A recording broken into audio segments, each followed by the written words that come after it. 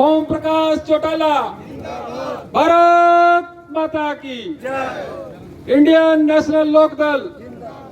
अब गांव की जो स्वागत कमेटी है उनसे अनुरोध करूंगा वे आए, एक बार जो साथी स्वागत करेंगे उनका नाम बोल करके।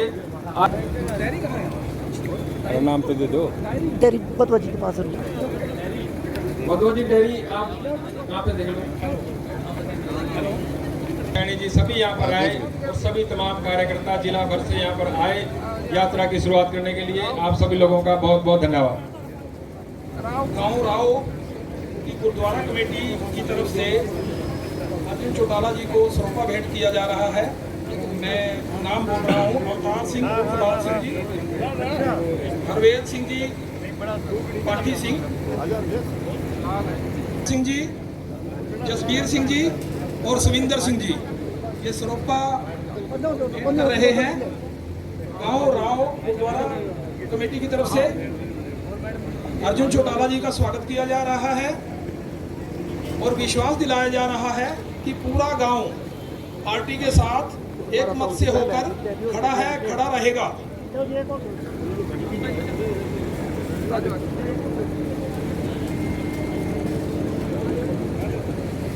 श्री राजेश कश्यप जी बुके देकर अर्जुन चौटाला जी का स्वागत कर रहे हैं। जाहिद खान जी हमारी माइनॉरिटी सेल के प्रेसिडेंट, उन्होंने भी बुके देकर अर्जुन चौटाला जी का स्वागत किया है। अब मैं शौकत अली जी को, इस्लाम जी को, चमकोर सिंह जी को हुए हैं, मैं चाहता हूं कि वो आए और आकर आज के मुख्य अतिथि जी का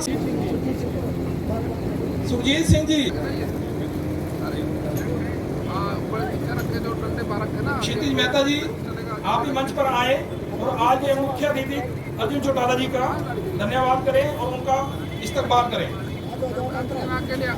लोकल पार्टी के युवा संगठन को इस यात्रा के माध्यम से और यात्रा से भी पहले साथ चल करके दिन रात पसीना बहा करके युवाओं को साथ जोड़ने का काम कर रहे हैं, वो आज अपने बीच में आए।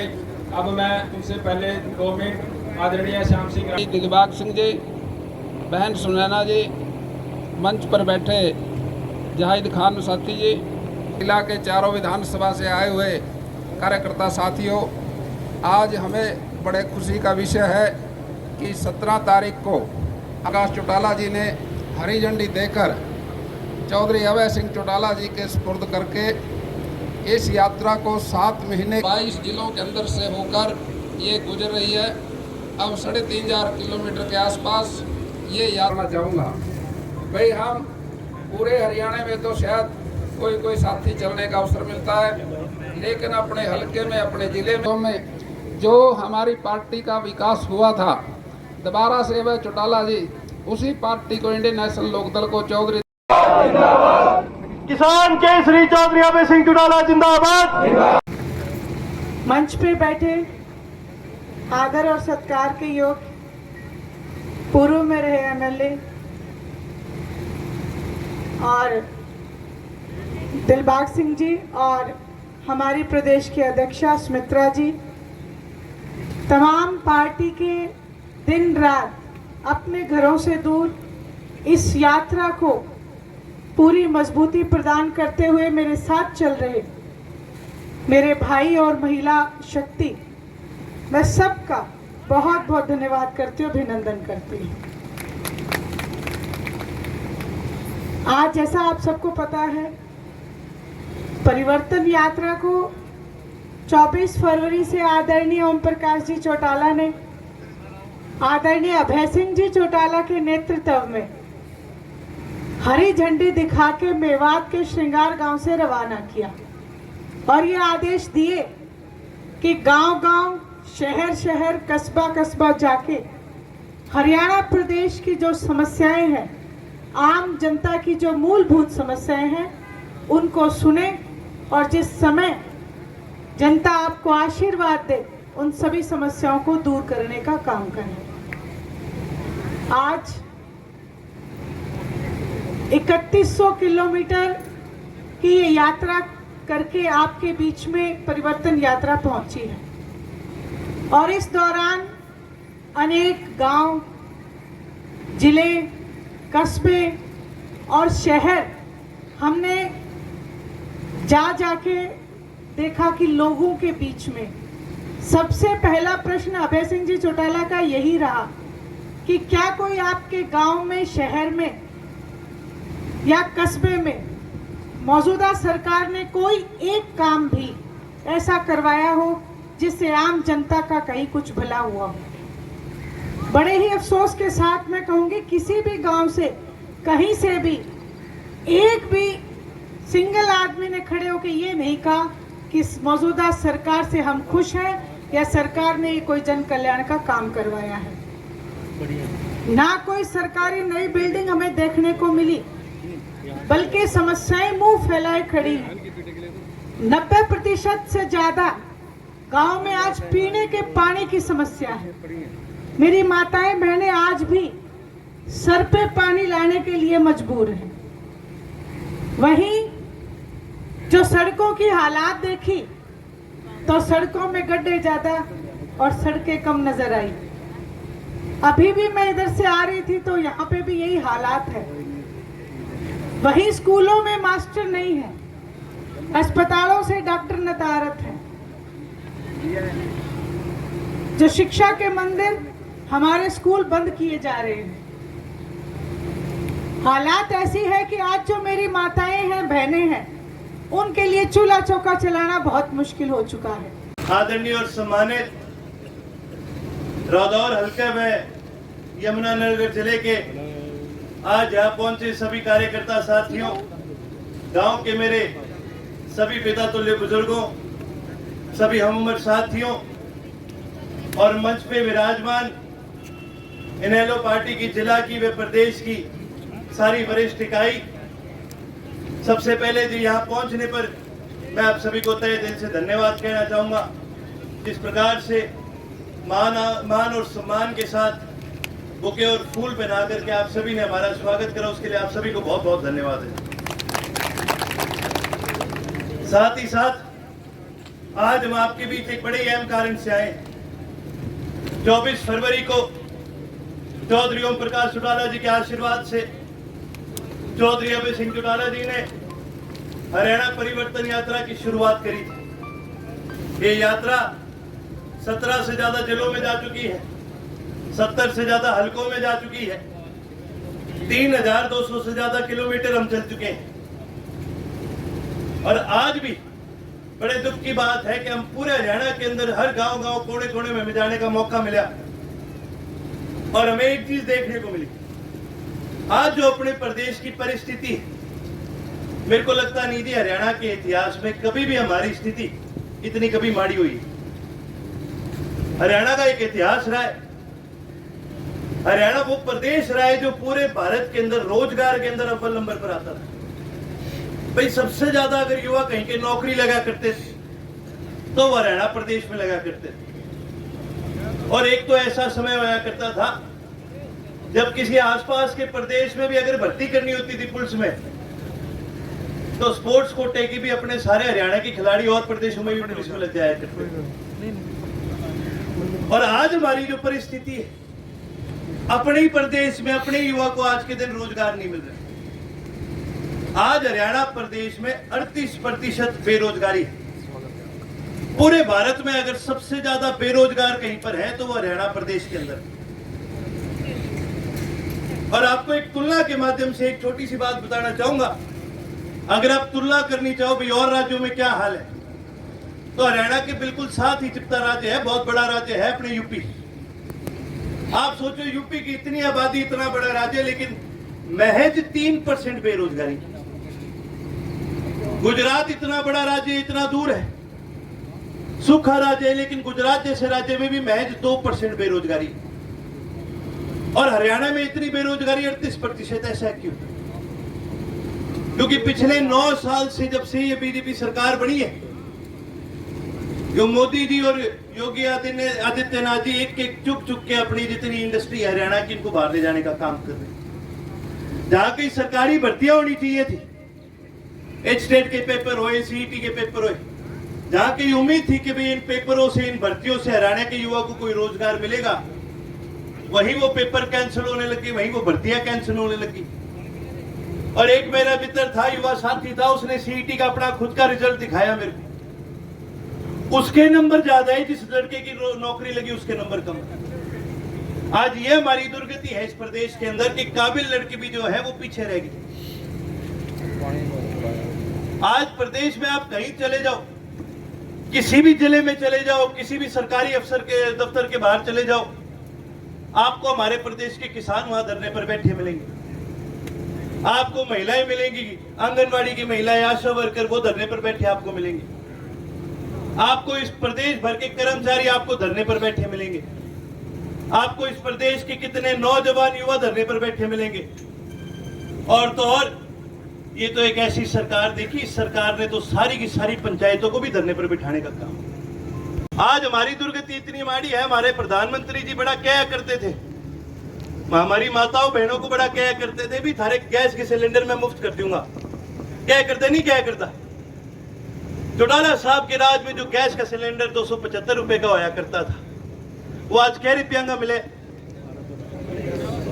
कड़ी 1100, 1150, ब्लैक में 1250 तक भी चले जाए। आज ये हमारी दुर्गति हो रही। दूसरी तरफ जहां एक समय में जन कल्याण की नीतियों के तहत जननायक चौधरी देवीलाल ने बुजुर्गों को पेंशन देने का काम किया था, विधवाओं को पेंशन देने का काम करा था, लोगों की मदद करने का काम करा था, आज ये सरकार उनकी पेंशन काटनी शुरू कर दी। आपके गांव में भी बुजुर्गों की पेंशन कटी होगी, कटी है। ये मैं बता दी बहाना के मारा है। ये सरकार हर बार बहाना मारेगी, कभी कह देगी जी फैमिली आईडी में गलती रहेगी, कभी ये सरकार कह देंगे, इनके अफसर कह देंगे जी कोई कागजा में कमी पेशी रहेगी, कभी यूं कह देंगे कि जी वो उम्र गलत लिखी गई, नाम गलत लिखा गया। और अगर कोई इनको यूं कह दो कि भी कोई कागजा में कमी पेशी थी, कोई उम्र लिखने में कोई गलती रहेगी तो तुम ठीक करके लिख दो, फिर ये इनके अफसर बहाना मारेंगे, ओहो के करा जी तो ऑनलाइन हो गया। ऑनलाइन भी तो कोई मेरे वर्गा बाड़ा की लिखता होगा, कोई जवान लड़का लिखता होगा कंप्यूटर पर सारा। बदलने को ये बदल सकते हैं पर इनकी नीयत नहीं। इनने तो एक ही चीज का मेरा है, इस यो ऐसी सरकार देखी, ये दो ही चीजा पर चल है। यो सरकार एक तो आइडिया पर चल है और एक यह सरकार ये पोर्टलों पर चल है। जब से यो बीजेपी की सरकार आई है जी, पिछले 9 साल में ये अपने से 5 आईडी बनवा के हर घर में तो एक बालक ने एक काम तो जरूर लगा दिया। कभी बैंक के चक्कर काटेगा, कभी ई दिशा के अंदर के चक्कर काटेगा, कभी खड़ी की तहसील के चक्कर काटेगा। वो एक बालक तो हर परिवार में आईडी बनाने में लगा दिया। आप यूं देखो, जब जो सरकार आई थी, इन्हें शुरू में बोला कि भाई हम सारी आईडी खत्म कराएंगे, एक आधार कार्ड बनवा लियो, सारी चीज उस पर होगी। क्या करते, नहीं क्या करते, सारा बनवा लिया आधार कार्ड। जब सारा का आधार कार्ड बन गया, उसके साल बाद से कहने लगे ना ना ना यो काम का नहीं है, न्यू करो तो हम सारे पैन कार्ड बनवा लो। पैन कार्ड बनवा लेके फिर दे देंगे तो हमने सारी सुविधा। हालांकि किसान ने, मजदूर ने पैन कार्ड की जरूरत नहीं हो, आप टैक्स बनिए लोग नहीं। फिर भी जी सारे गांव के सब ने पैन कार्ड बनवाया, पैन कार्ड बन लिया। ये फिर यो सरकार कहने लगी ना ना ना ना पैन कार्ड से काम कौन चलता, तो हम न्यू करो तो हम फैमिली आईडी बनवा लो। फैमिली आईडी बनवाओगे तो ही तो हमने सारी सुविधा देंगे, सारी चीज उस पर मिलेगी। फिर लग गई जी सारे घर में तो एक बालक अपनी आईडी बनवाने। जब यह फैमिली आईडी बन गई, ईब यो के कहने लगे, ईब कहे जी प्रॉपर्टी भी रजिस्टर कराओ आप, उसकी न्यारी आईडी बनाओगे। फिर इसके बाद हमने कोई आईडी की जरूरत नहीं है, यो आखिरी है, यो बनवा ले। को बताना चाहूंगा, 1.5 साल तक इन्होंने हमारे पंचायत के चुनाव नहीं होने दिए। 1.5 साल तक हरियाणा के हर गांव का जो विकास है इस सरकार ने रोकने का काम किया। और जब चुनाव हुए तो उसके बाद कहीं ये विकास को जहां तेजी देनी चाहिए थी, जहां पर पंचायतों को कोई ग्रांट देनी चाहिए थी, वहीं पर एक पंचायतों की ताकतों को कम करने का काम कर दिया, पंचायतों को कम करने का काम कर दिया। मेरे याद है जब ये अपने पंचायत के चुनाव हुए थे तो मुख्यमंत्री साहब बड़ा कह करते, भाई मैं तो पंचायतों को खुली ग्रांटें दिया करूंगा। मेरे ख्याल अपने गुमथड़ी में भी बहुत लाखों, मैं सुना करोड़ों की ग्रांट देके गए हैं मुख्यमंत्री साहब। कौन मिली? कोई नहीं, सारे सरपंच गए थे चंडीगढ़ ग्रांट लेने, जब दे दी होगी। अपने गांव के भी सरपंच साहब गए थे के ग्रांट मिली, कोई प्रसाद ले गए थे, प्रसाद मिले। आज हमारी दुर्गति ये है कि देश का मुख्यमंत्री, प्रदेश का मुख्यमंत्री इस प्रदेश की पंचायतों के ऊपर लाठीचार्ज करने का काम कर रहे हैं। जो जनता का सबसे पहला चुना नुमाइंदा होता है वो हमारे गांव का सरपंच होया करता है। आज उसके ऊपर प्रदेश का मुख्यमंत्री लाठियां बरसाने का काम करे। गलती क्या थी? ग्रांट भी तो मांगी थी, किसी का नुकसान तो नहीं होना था कभी। कोई गांव में कोई फायदा ही होता, किसी का भलाई होता, 4 गलियां बनती। गांव में 100 ऐसे काम होते हैं जो पंचायत करा सकती है और हाथों हाथ करा सकती है। इब इन्हें ऐसा टेंडर जो ई टेंडरिंग वाला घुमाया, इब हमने गली भी बनवानी है नहीं। 6-7 महीने पाछे तो टेंडर जाएगा, और 6-7 महीने उसके पाछे फिर कोई चकेगा उस टेंडर ने, फिर साल भर तक ठेकेदार के चक्कर काट दे रही हो, और आखिर में ठेकेदार आगे कहेगा भाई मैं तो पहले ही 10% कमीशन दे के आया हूं। यह हालात इस सरकार ने हमारे प्रदेश के बनाए। आज आप कहीं चले जाओ, महंगाई चरण सीमा पर है। मेरे याद है जब देश के चुनाव हुए थे, अपने प्रधानमंत्री मोदी जी बड़ा कहा करते कि भी मैं तो किसानों की आमदनी दुगनी कर दूंगा, सारा की आमदनी दुगनी कर दूंगा। बोली अपनी आमदनी दुगनी, आमदनी तो दुगनी नहीं हुई, इनने खर्चे सारे दुगने कर दिए। आज बीज महंगा, आज खाद महंगी, खाद की तो बात ही ना करो, आज तेल महंगा।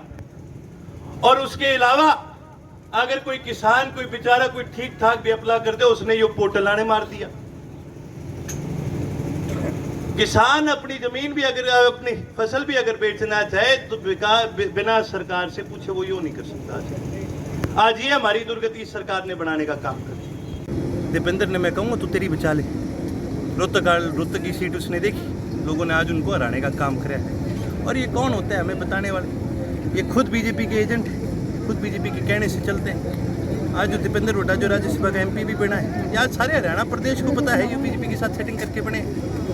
क्यों ऐसा होता है? जब किसान आंदोलन आता है ये आवाज़ नहीं उठाता। क्यों ऐसा होता है कि MSP का मुद्दा इतनी बार चला है प्रदेश में, क्यों नहीं उठाने का काम करा? मैं बता दूँ, इनके धनी हैं कई सारे, और ये उनसे पूछे बिना नहीं चला करते। हमारा कोई धनी नहीं है, हम जो काम करते हैं हरियाणा की जनता के हित में काम करने का, आप अंशु पे ही रोकने का काम करेंगे। और मैं आपको एक सिंपल सा कारण बता देता हूँ। हरियाणा प्रदेश की अदानी पावर के साथ एक डील थी जिसके अंदर 2 रुपये 65 पैसे पे हम बिजली खरीदा करते थे, और ये बिजली हम खरीदते थे 1600 मेगावाट, जो हमने खरीदनी थी 2028 तक। ठीक है, अदानी ने बोला कि भी इसका रेट बढ़ा दिया जाए गर्मियों में। सुप्रीम कोर्ट का आदेश आया कि कोई भी बिजली कंपनी अपना रेट नहीं बढ़ा सकती। सिर्फ अदानी पावर को फायदा दिलाने के लिए हरियाणा सरकार ने पुराना कॉन्ट्रैक्ट खारिज करा, नया कॉन्ट्रैक्ट बनाया। पहले 1600 मेगावाट बिजली खरीदते थे, अब 1100 मेगावाट बिजली खरीदेंगे, वो भी 3 रुपये 16 पैसे पे। किसका नुकसान हुआ इसके अंदर? ये आम जनता का नुकसान है। इन्होंने तो सिर्फ और सिर्फ अदानी के कहने पर फ्री फंड में उनको पैसे पकड़ाने का काम कर दिया। और मैं आपको एक चीज़ और बताऊं, ये सवाल आप बिजली मंत्री जी से करना, उनको भी नहीं पता होगा उनके डिपार्टमेंट में क्या चल रहा है। ये जितने फैसले लिए जाते हैं प्रदेश के, प्रदेश का कोई मंत्री नहीं लेता, प्रदेश का मुख्यमंत्री नहीं लेता, ये केवल और केवल RSS, सेंटर और अदानी लेने का काम करते हैं। की आईडी इन सब पे ब्रेक लगाने का काम, एक सिंगल आईडी काफ़ी होती है। और ये सिर्फ भारत की बात नहीं कर रहा, पूरे दुनिया भर के अंदर जितने भी सिस्टम है वो सारे सिंगल आईडी की तरफ चलते हैं, और सारा डेटा सिंगल आईडी पर होता है। क्यों आप लोगों को बार बार तंग कर रहे हो 10-10 आईडिया बनवा के? क्यों आप लोगों का बार बार खर्चा बढ़वा रहे हो? हम एक सिंगल आईडी रखेंगे, राशन कार्ड होया करता था, राशन कार्ड बढ़िया चला करता था, उसी को आगे बढ़ाने का काम। आप अपने दोनों भाइयों की बात, भाई देखो, उनका व्यक्तित्व फैसला है, वो एक बार नहीं 10 बार भी मजाक उड़ा सकते। कोई बात नहीं, उड़ा लो थोड़ा सा, आप यात्रा का मजाक उड़ाओ, और हम इतने में आपकी पार्टी का नीचे से सफाया करते रहेंगे। आप हंसते रहो, कोई बात नहीं। ये बहुत सीरियस लोग हैं, आपने मेरा नहीं, हम तो देखो जी, इनके हिसाब से हम तो सीरियस लोग भी नहीं हैं, ये तो बहुत गंभीर लोग हैं। कई बार तो इतना सीरियस हो जाए इसने 4-4 बीपी की गोली खानी पड़ जाए। कोई बात नहीं, इनको अपना करने दो, इनको अब छेड़ो मत। ये बेचारे वैसे ही अब दबा के ख़त्म हो लिए। हमारे सिर्फ और सिर्फ एक ही काम है, हरियाणा प्रदेश के अंदर आज परिवर्तन लेके आना। तो क्या लग वो आ लिए, आओ मेरे साथ गाँव में, आपने दिखाऊँ आपको। अगर गाँव में एक भी जजपा कवर पर दिख जाए, और सिर्फ यहाँ की बात नहीं करता, जहाँ जहाँ से यात्रा गई है आपको वहाँ पर कोई भी इनके कार्यकर्ता दिखा दूंगा मैं, तो आप मेरे को बता दें। ये खत्म हो लिए, ये जा लिए, ये गंभीर लोग हैं, इनको अपनी गंभीरता, इनको अपनी न्यारी चलाने दो। 2024 मैं इतने मुद्दे गिना दिए थी अभी। बेरोजगारी मुद्दा है, महंगाई मुद्दा है, MSP मुद्दा है। मुद्दा एक नहीं, बहुत मुद्दे हैं हरियाणा के, और सबसे बड़ा जो मुद्दा है वो नीयत का है। सरकार को एक नीयत के साथ काम करना चाहिए, जनता के भले के लिए। इस सरकार की कोई नीयत नहीं है, सबसे बड़ी चीज़ ये है। पूरे हरियाणा में जिस भी जिले में परिवर्तन यात्रा गई, बड़ा ही आभार सपोर्ट मिला है और वही उम्मीद हमें यमुनानगर से भी है। और आज जिस प्रकार से स्वागत हुआ है यात्रा का, ये चीज़ साबित होती है भाई यमुनानगर की जनता ने भी फैसला कर रखा है ये परिवर्तन तो लाएंगे। हाँ जी, वो क्या क्या है कि कई सारी चीज़ें आज हरियाणा की जनता को एक बहुत बड़ी जो मार पड़ी वो महंगाई की पड़ी। आज हमारे प्रदेश के युवा को जो एक बहुत बड़ी मार पड़ी है वो रोज़गार की पड़ी। जितनी भी इंडियन नेशनल काउंसिल की नीतियाँ उनमें किसान मजदूर के हितों को, युवाओं के रोज़गार और बढ़ती महंगाई को देख करके ये सारे फैसले, चाहे बुजुर्गों को 7500 रुपये हर महीने पेंशन देने की बात, चाहे हर युवा साथी को रोज़गार देने की बात, अगर रोज़गार ना दे सके तो उनको बेरोजगारी भत्ता देने की बात, और चाहे महिलाओं को गैस के सिलेंडर देने की बात, ये सारी चीज़ें इस करके ध्यान में रखा गया है कि इनसे आज के दिन हमारे समाज में जो आज घरों के अंदर गरीबों के पास आज इतना धन नहीं है कि वो अपने घर को भी ढंग से चला सके, बच्चों की फीस ढंग से भेजें। जहाँ एक तरफ सरकारी स्कूलों में पहले गरीब आदमी अपने बच्चे भेज दिया करते थे, आज गाँव-गाँव में सरकार ने सरकारी स्कूल बंद करने का काम किया है। आज उनको प्राइवेट में जाना पड़ रहा है, आज उनके खर्चे हर तरफ से बढ़ रहे हैं और सरकार की तरफ से कोई मदद नहीं करी जा रही। हमने इसी करके ये सारे जितने भी हमारे वादे हैं ये सोच समझ कर के बनाए गए हैं ताकि गरीब आदमी, किसान, मजदूर इनकी मदद करी जा सके प्रदेश भर के अंदर। अब तो हमें भी देख देख के चलना पड़ता है, कभी कहीं उल्टे गड्ढे में पैर ना रखें। और ये सिर्फ यहाँ नहीं, पूरे हरियाणा में आप कहीं चले जाओ जी, जो लिंक रोड एक समय में चौधरी ओम प्रकाश चौटाला जी ने बनाई थी, आज तक की तो ऐसी लिंक रोड है जिनके ऊपर उनकी मरम्मत करने का भी सरकार ने काम नहीं किया। मैं थोड़े ही दिन पहले मुख्यमंत्री साहब के हल्के में गया था तो पता चला वहाँ मुख्यमंत्री साहब आएंगे। अब आप एक चीज़ देखिए, जब चौटाला साहब किसी भी गांव में जाया करते थे और अगर सड़क खराब भी हो ना थोड़ी, तो सड़क नहीं बना दिया जाया करती। पर जब मुख्यमंत्री साहब जब हल्के में जाते हैं ये तो सिर्फ गड्ढों में बजरी गिरने का काम करते हैं, इससे ज़्यादा तो कोई काम भी नहीं। निकालना सभी का हक है। माननीय भूपेंद्र सिंह हुड्डा जी भी निकाल सकते हैं यात्रा, राहुल गांधी जी भी निकाली थी, पर मेरी एक सलाह है, आप यात्रा यूत्रा क्यों काटो, पहले अपना संगठन थोड़ा संभाल लो। के फिर आयो आपका संगठन अपनी लात मार दे बाद में। को हर साल हम जननायक चौधरी देवीलाल जी का जन्मदिन बड़ी धूमधाम से सम्मान दिवस के रूप में मनाने का काम करते हैं और अब की बार भी 25 सितंबर को कैथल में सम्मान दिवस के रूप में बहुत ही बड़ी रैली का आयोजन करा जा रहा है।